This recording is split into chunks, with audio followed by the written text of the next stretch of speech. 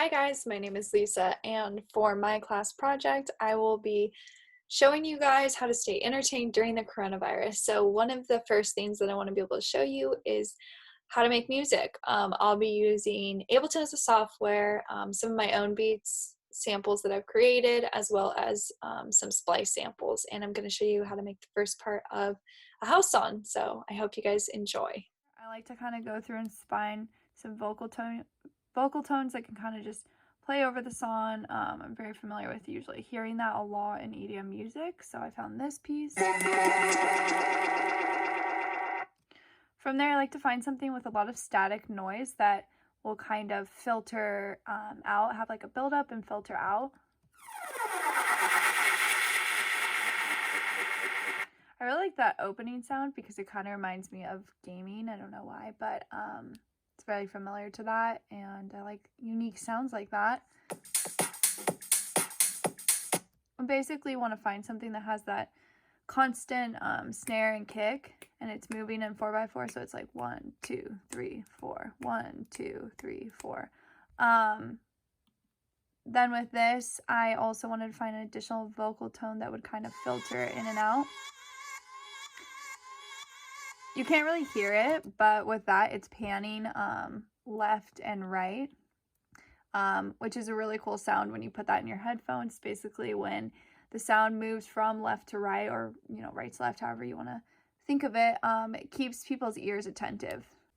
Okay, so now I want to show you something that I did with some of the sounds to make them sound a little more unique. So what you can do is layering, which is basically where I'm going to have this sample. And it's going to be making that sound up here, but I wanted to add an additional kind of different sound to it. So filter delay basically allows it to be delayed with the sound.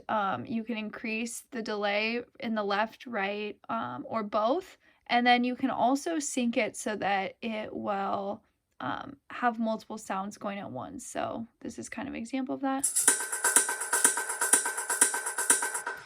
So I want to be able to show you guys doing kind of a similar thing on this instrument as well for the percussion.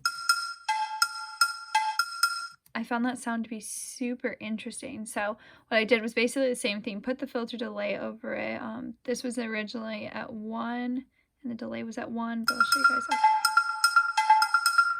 So then I made this 3, 5, kind of did an extreme level just to play around with it.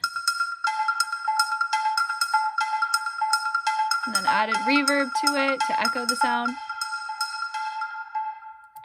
And I really liked how that sounded going back and forth a little bit faster, more repetitive sounding. So now we're gonna move the pieces around and show you guys how it'll turn out in the end.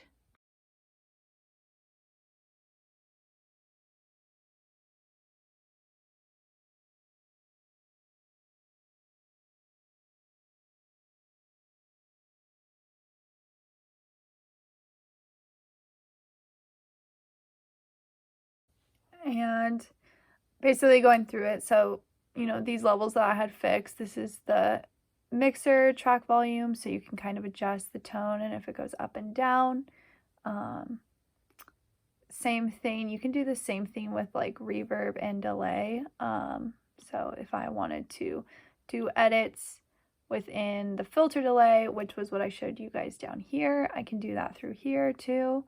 And then I can do the same thing with the EQ for reverb, and I can make the delay a lot longer. All right, so now going through that, I'm gonna play the song and we'll see if you guys like it.